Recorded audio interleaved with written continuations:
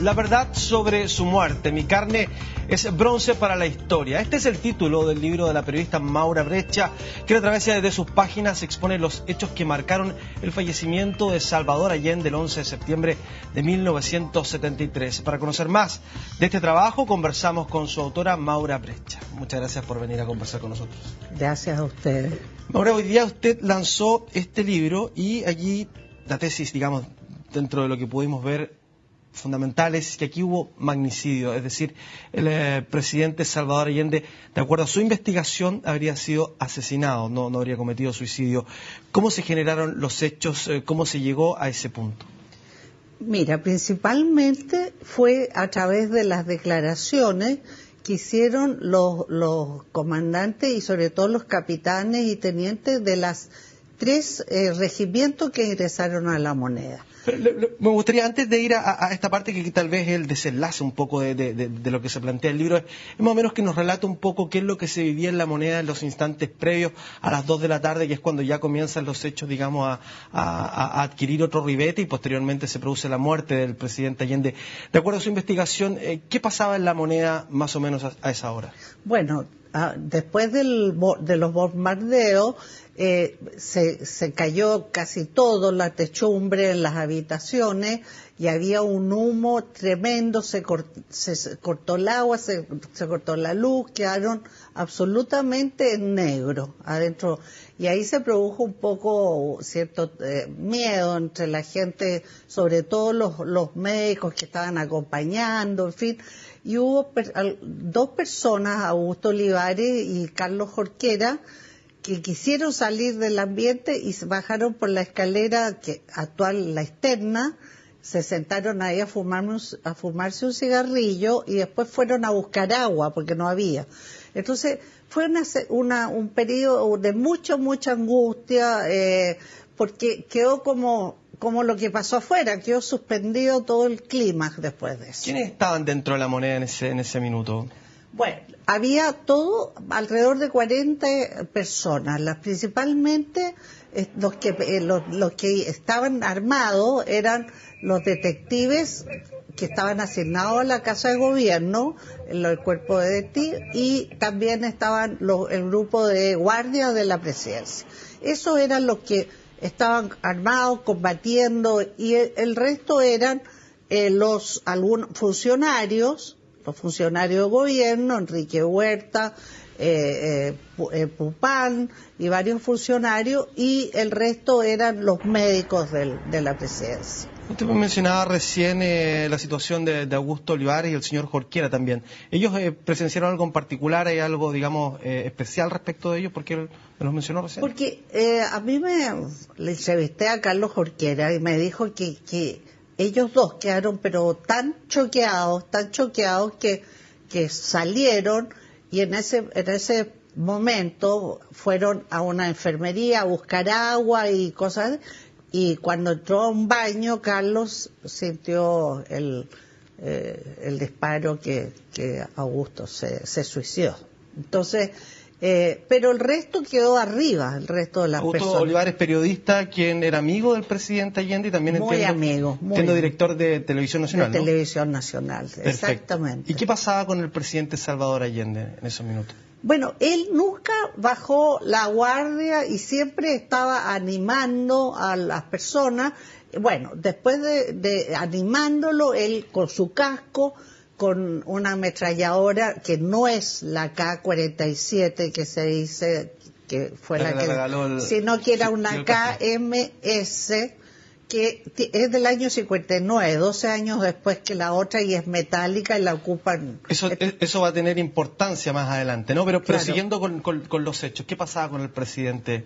Bueno, ahí en un momento hubo algunos, como Flores, el ministro Flores, que dijeron que iban a ir al Ministerio de Relaciones Exteriores a parlamentar, y de hecho partió una comitiva hacia allá, pero en el fondo esa comitiva después no se supo más, pero los que quedaron ahí estuvieron siempre con el ánimo, digamos, de defender el Palacio de Gobierno y por supuesto el gobierno y al presidente.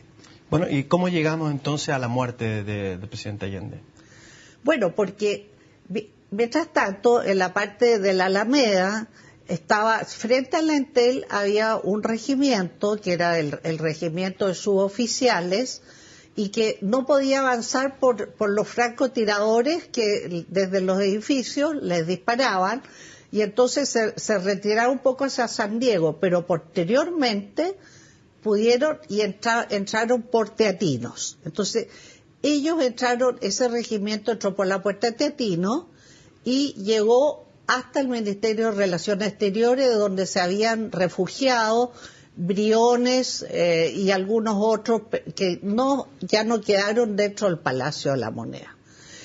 En el intertanto, por el lado estaban cerca del Banco del Estado, el regimiento de la Escuela de Infantería San Bernardo.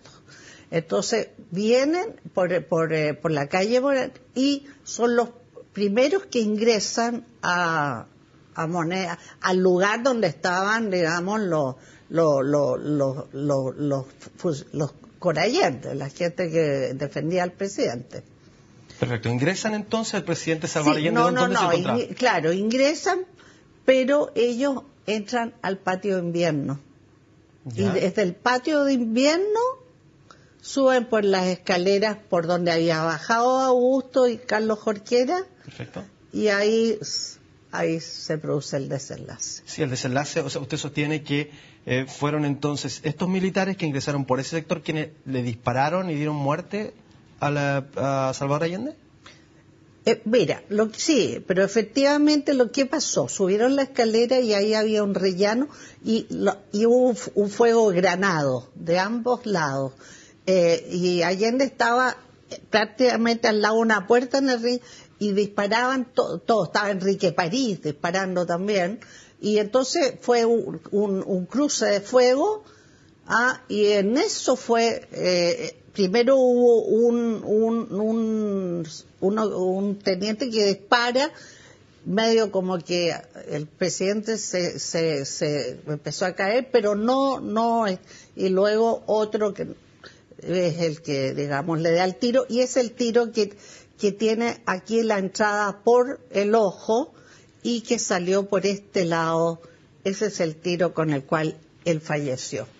Bueno, ¿qué sucedió entonces? Usted hablaba de que había un arma que no correspondía. Mucho se dijo, y es lo que se ha sostenido incluso en las investigaciones judiciales y en las sentencias que existen, de que el arma con que se habría suicidado, de acuerdo a lo que finalmente resolvió la justicia, el presidente Allende, era efectivamente el arma que le había regalado Fidel Castro con anterioridad. Sin embargo, entiendo que usted señala que no era esa arma, lo acaba de señalar, y que respecto a esa arma no se supo mucho más, ¿verdad? Al igual que de una serie de otros elementos que habrían estado ahí y que podrían tal vez ayudar a dilucidar lo que sucedió. ¿Qué pasó con todos esos elementos, con todas esas pruebas que estaban allí, digamos? Bueno, todo se ha perdido. Incluso el expediente original de la primera investigación que se hizo poco después de la muerte de Allende, nunca se tuvo el original. Eso fue en periodo de la dictadura, ¿no? Claro. Pero lo del arma, ¿qué pasó? El AK-47 estaba en el Cañaveral.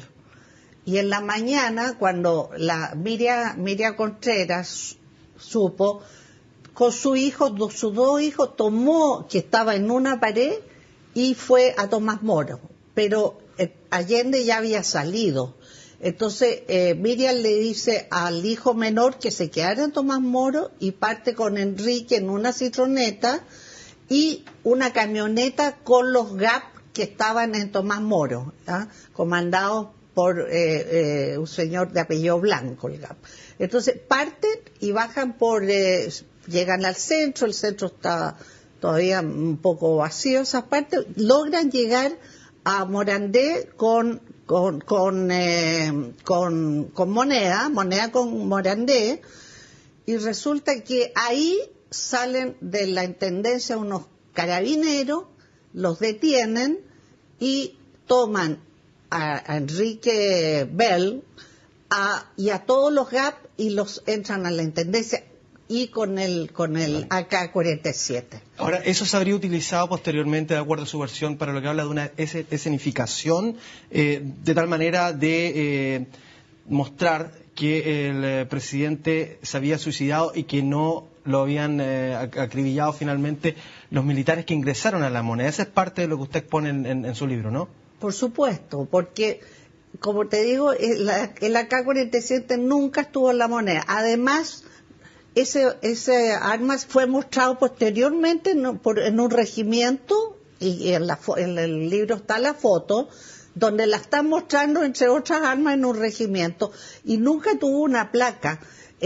Fidel Castro le escribió en la cinta blanca con plumón, y está en el libro la firma Allende con plumón en una cinta blanca. Por lo tanto, no es la que mostraron, que además tampoco era una K-47. La que mostraron era también una KMS, la que mostraron La Moneda. Ahora, más allá de lo que señala en su investigación, hay dos sentencias de la justicia, digamos, la primera del ministro Mario Carroza, y posteriormente este año justamente se ratifica la sentencia del ministro Carroza por la Corte de Apelaciones de Santiago, en el sentido de que el presidente Allende se habría suicidado, que eso es finalmente lo que pudo llegar a comprobar esta investigación. ¿Por qué entonces usted llega a una conclusión diferente? Bueno, porque primero de todo el caso no está todavía cerrado. Hace un mes, a raíz del libro, los abogados Roberto Celedón con Matías Coll presentaron ante la Corte Suprema un recurso de casación, ante la Corte de Apelaciones, perdón, que fue aceptado y está elevado ahora a la Corte Suprema, y como prueba ad defectum vivendi, que se llama el legal, está presentado el libro. Es decir, está bien, se declaró urbi et orbe, incluso yo he viajado bastante y todos los colegas, no, pero si ese caso está... No está cerrado. El caso de Allende todavía tiene otro plazo, y por lo tanto... esta publicidad que se ha dado a través de todos los medios y el año pasado también, para el 18 de septiembre, que es el presidente y todo, no, este caso todavía no termina. Todavía falta una sentencia de la Suprema, entonces. Bueno, para quienes se interesen en indagar respecto a este tema, quienes quieran comprar el libro, ¿dónde lo pueden adquirir? ¿Tiene un precio uniforme más o menos a cuánto se va a vender? Sí, bueno, está en las librerías. ¿Ya está disponible? Está disponible, sí, y bueno, a un precio más o menos, ¿entre cuánto se maneja? Un poco menos de 13.000 pesos. Perfecto, bueno. Muchas gracias entonces, Maura Brecha, quien nos ha presentado este libro, Mi carne es bronce para la historia, sobre todo en una época bastante importante. Estamos acercándonos a las conmemoraciones de los 40 años del golpe de Estado, así que muchas gracias por haber conversado respecto a este tema tan contingente con nosotros. Muchas gracias a ti. Bueno, y nosotros nos separamos brevemente, pero enseguida continuamos revisando más acá en CNN Chile.